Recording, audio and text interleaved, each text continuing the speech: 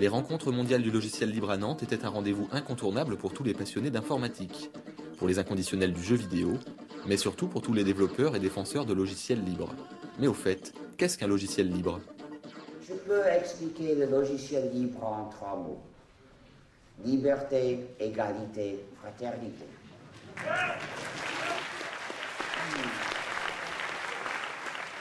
Liberté, parce que l'utilisateur d'un programme libre est libre d'en faire ce qu'il veut.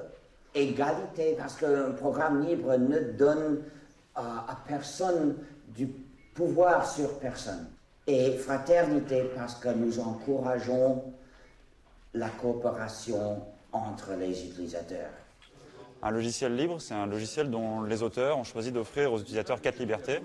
La liberté d'utiliser le logiciel comme elles le souhaitent, la liberté de savoir comment fonctionne le logiciel, de connaître sa recette et de pouvoir apprendre de cette recette, la liberté de pouvoir améliorer cette recette et diffuser, multiplier ce logiciel, le copier, le donner à des amis, y compris les versions qu'on a soi-même modifiées, améliorées. Le logiciel libre est peu connu, pourtant nous l'utilisons tous dans notre quotidien. Firefox, c'est un des logiciels libres les plus connus, c'est-à-dire que c'est un logiciel qui est utilisé par la grande majorité des gens. On a par exemple 30% de part de marché en Europe par rapport à d'autres concurrents qui peuvent être Microsoft ou Apple. Si Nantes accueille cette année les rencontres du logiciel libre, ce n'est bien sûr pas par hasard.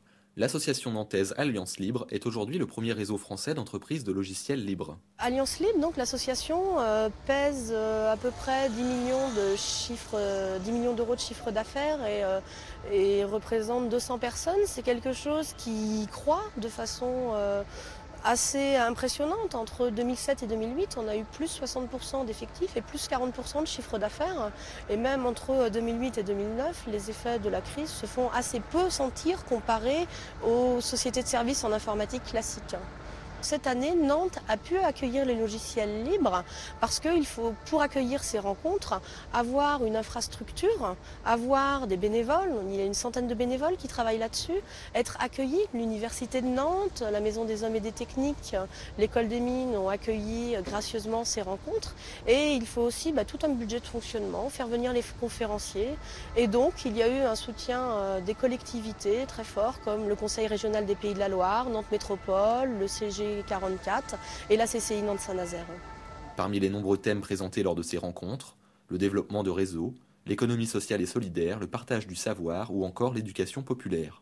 La difficulté pour nous, c'est de trouver des solutions qui sont vraiment éducatives, qui vont permettre d'aborder la lecture, la numération, le calcul, la découverte du monde, chose qu'il est bien compliqué de trouver dans des solutions propriétaires et payantes. Donc, afin de ne pas se retrouver simplement avec un traitement de texte et un navigateur Internet, on essaie de proposer des logiciels vraiment intéressants pour les enfants. La Boulet-Du et Noussert, la Toutou, des distributions qui sont librement téléchargeables sur Internet. Donc, In Libro Veritas, c'est une maison d'édition fondée en janvier 2005 qui a pour but l'accès, l'échange et le partage démocratique, universel et fraternel du savoir et de la culture.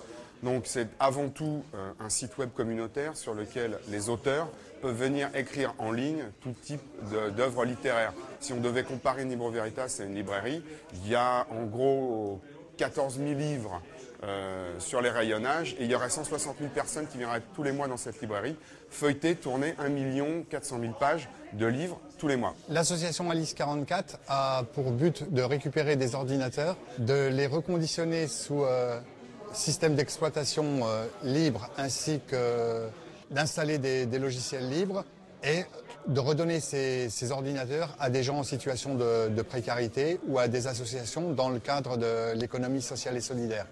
Sous Linux, on est la plus grosse association, on a environ 200 ou 300 adhérents. Ça veut dire qu'on a fait à peu près 300 machines. Multimédia, bureautique, Internet, le logiciel libre touche donc à tout. Et le grand public se sent de plus en plus concerné. Le logiciel libre, c'est quand même l'avenir, pour moi en tout cas.